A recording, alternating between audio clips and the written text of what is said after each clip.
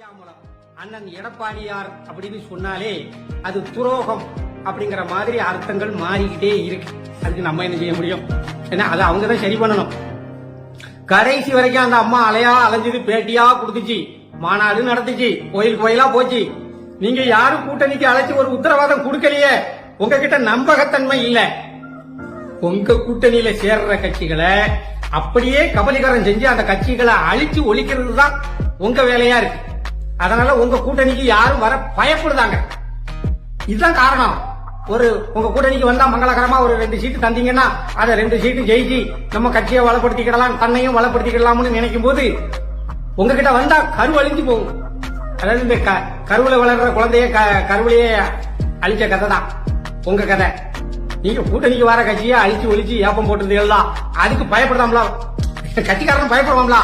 அவன் நாசமா போய் நடுத்தருவில் நிக்கிறதுக்கா கட்சி ஆரம்பிச்சிருக்காங்க. எல்லாரும் ஏதோ மக்களுக்கு தொண்டு செய்யறோம்னு தன்னையும் தன் இயக்கத்தையும் வலுப்படுத்திக்கிறதுக்கு தானே எல்லாரும் இயக்கம் நடத்துறாங்க. என்ன சம்பாதிச்ச சொத்தையெல்லாம் வித்துட்டு காலேஜை வித்துட்டாங்க. அப்புறம் என்ன குடியிருக்க வீட்டையுமா வித்துக்கிட்டு போவாங்க. எல்லாரும் அரசியலுக்கு வந்து எல்லாரும் யாரும் யோகியது இல்லை. யாருக்கும் எந்த குற்றம் சொல்ல குறை சொல்ல அருகதை கிடையாது. என்ன அருகதை இருக்கு?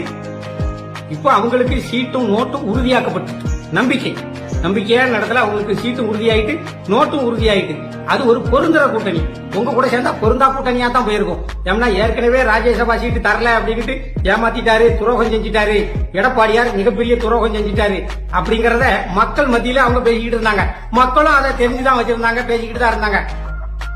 இப்போ அதையும் மீறி இந்த தடவை உங்க கூட கூட்டணி சேர்ந்தா அது பொருந்தா கூட்டணியா தான் இருக்கும். நீங்க 50 சீட்டு கொடுத்தாலும் சரி அது பொருந்தா கூட்டணி தான். இப்ப அவங்க குறைஞ்ச சீட்டு கொடுத்தாலும் சரி அது பொருந்துற கூட்டணியா மாறி போச்சு. ஏன்னா அந்த கூட்டணி வலுவான கூட்டணியா ஆகி போச்சு. இனி இந்த தரப்புல வலுவான கூட்டணியா இருந்தா தான் தேர்தல் களத்துல ஒரு சூடு பிடிக்கும். பார்க்கலாம், இன்னும் நாட்கள் இருக்கலாம். ஆனா அதுக்கு இடையில அண்ணன் செம்மலை அவர் ஒரு கைதேர்ந்த அரசியல்வாதி, முதுமையான அரசியல்வாதி தான், நம்மளை விட பெரியவர்.